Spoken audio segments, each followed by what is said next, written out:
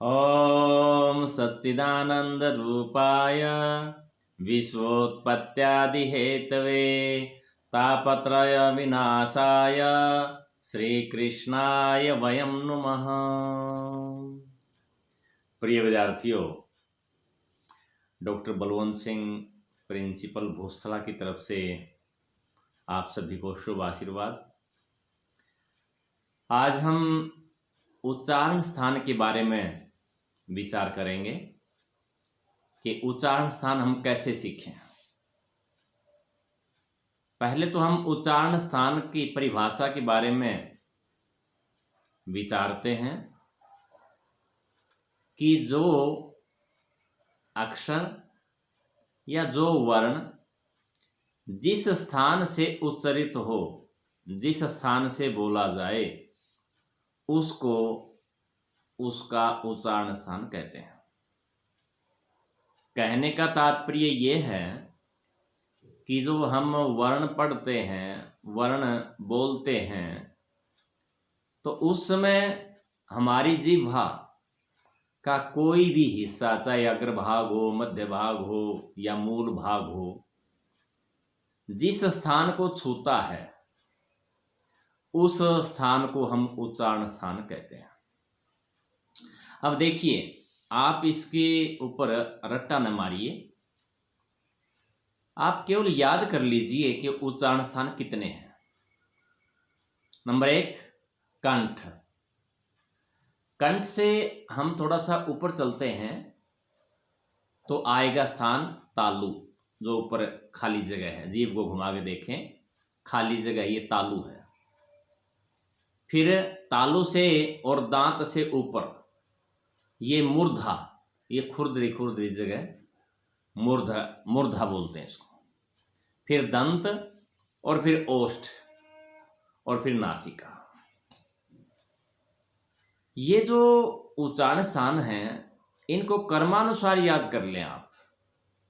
कंठ, तालु, मूर्धा, दंत, ओष्ठ, नासिका। अब नासिका तक हमने याद कर लिए और फिर हैं डबल, दोगुने, दो उच्चारण स्थान। कंठ तालु, कंठोष्ठ और दंतोष्ठ। ये 9 उच्चारण स्थान मुख्य हैं। अब ये 9 के आपने यदि नाम याद कर लिए तो आपके उच्चारण स्थान सभी वर्णों के याद हो गए, आप ये मान के चले। कैसे याद हुए?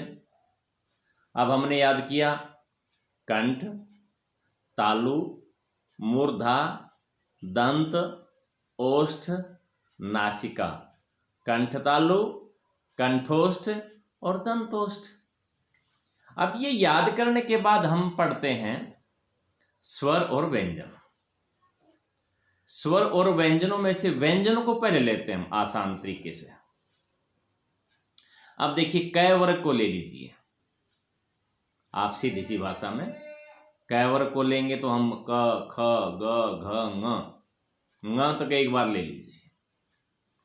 अब पहला वर्ग क्या है? क वर्ग। और उधर से उच्चारण स्थान पहला क्या है? कंठ। तो क वर्ग का उच्चारण स्थान कंठ है, ये आप मान के चले। फिर इधर से बारी किसकी है? तालु की। और उधर से कौन सा वर्ग है? च वर्ग। च वर्ग जो है ये च वर्ग, च, छ, ज, झ, ये। अब च वर्ग का उच्चारण स्थान तालु है। फिर इधर से बारी किसकी है? मूर्धा की। और वर्ग में से किसकी बारी है? ट वर्ग। ट, ठ, ड, ढ, अण। फिर है मूर्धा के बाद दंत। और उधर से बारी किसकी है? त वर्ग की। त, थ, द, ध, न। फिर ओष्ठ आ गए, ओष्ठ। और उधर से बारी किसकी है? प वर्ग की।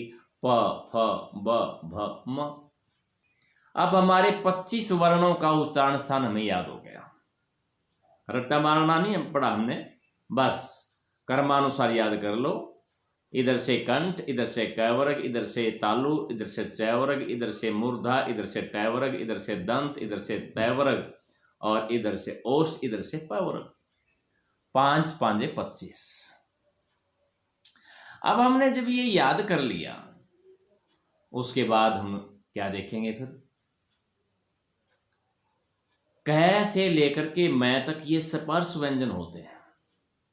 हमने एक सीढ़ी पार कर ली, अब दूसरी सीढ़ी है अंतस्थ। इधर से हम एक उच्चारण स्थान को छोड़ देते हैं, कंठ को। स्वरूप कहां से होते हैं? तालु से। और इधर से क्या आता है? य, यानी अंतस्थ व्यंजन में।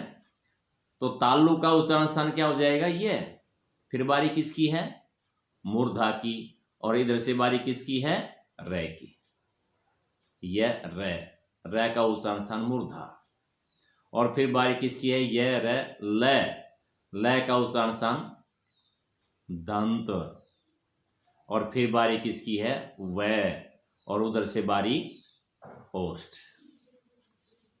अब य रे ल व, इनका एक बार आप ये क्रमानुसार याद कर लो। तालु, मूर्धा, दंत, ओष्ठ। अच्छा, फिर बारी किसकी है? ये श। अब इधर से तालु, श, जिसको आप 21 वाला श बोलते हैं, इनको आप तालव्य श बोलेंगे। फिर बारी किसकी है? जो पय वाला श बोलते हैं आप जिसको, इसको आप मूर्धन्य श बोलेंगे, मूर्धा। इसका उच्चारण स्थान है। फिर है सड़क वाला श, जिसको बोलते हैं रे वाला श बोलते हैं, स, उसका उच्चारण स्थान दंत हो जाएगा। फिर हम कहां से शुरू हुए थे? कंठ से। और है का उच्चारण स्थान कंठ हो जाएगा। इस प्रकार हमने व्यंजनों के उच्चारण स्थान सीख लिए। दोबारा इस तरीके को सुन लीजिए। कंठ, तालु, मूर्धा, दंत, ओष्ठ, नासिका, ये इनके उच्चारण स्थानों के नाम हैं। और फिर क्रमानुसार जैसे लिखे हुए हैं वैसे ही आप याद कर लें, रट्टा मारने की जरूरत नहीं पड़ेगी। अब जो क से मैं तक जो 25 वर्ण हमने सीखे थे, क वर्ग का कंठ उच्चारण स्थान, अब इनमें थोड़ा सा परिवर्तन कर लें बस। जो इनके अंतिम वर्ण हैं, ङ, य, ण, न, म, अब इनका उच्चारण स्थान अलग से आप नासिका को याद कर लें। यानी ङ, य, ण, न, म, ये 5 वर्ण हैं, इनको बोलते हैं अनुनासिक। यानी इनका उच्चारण स्थान नासिका हो जाएगा। अनुनासिक नहीं बोलेंगे इनको, सॉरी इसके लिए, नासिका इनका उच्चारण स्थान होगा। तो ये पंचम वर्ण बोलते हैं। तो कैसे लेकर के ह तक व्यंजनों के उच्चारण स्थान आपके याद हो गए। अब स्वर को ले लीजिए। कंठ उच्चारण स्थान और उधर से स्वर कौन से? अ, आ, दो ले लो। फिर तालु, ई, ई। फिर ऊ में थोड़ा बदल लें, ऊ का ओष्ठ उच्चारण स्थान है। और री का मूर्धा उच्चारण स्थान हो गया। ए, ऐ का कंठ तालु और ओ, औ का कंठोष्ठ। अब जो अनुस्वार है ना, अनुस्वार, उसका उच्चारण स्थान नासिका है। जो हम बिंदी लिखते हैं, जैसे पंख, पंख के ऊपर बिंदी, गंगा के ऊपर, ग के ऊपर बिंदी, इस प्रकार जो लिखते हैं उसको अनुस्वार बोलते हैं। इसका उच्चारण स्थान नासिका है। और विसर्ग लिखते हैं, उसका उच्चारण स्थान कंठ है। ये ध्यान रखना इस चीज का। अब अनुनासिक और अनुस्वार। अनुस्वार का तो उच्चारण स्थान क्या है? नासिका। और उसका अनुनासिक का, यानी अनुस्वार का तो नासिका, अनुनासिक का मुख और नासिका दोनों उच्चारण स्थान है इसके। ये ध्यान रखना इस प्रकार का। तो प्रिय विद्यार्थियों, इस वीडियो को 2 बार सुन के फिर अपनी व्याकरण को खोल करके उसको लिख करके देखेंगे, आपको हमेशा के लिए याद हो जाएंगे ये उच्चारण स्थान, और आसान तरीके से याद हो जाएंगे। सभी बच्चों को शुभकामनाएं। घर में बैठ कर के स्वस्थ रहें और मस्त रहें और अपनी पढ़ाई में व्यस्त रहें। सभी बच्चों को शुभकामनाएं। ओम वंदे मातरम।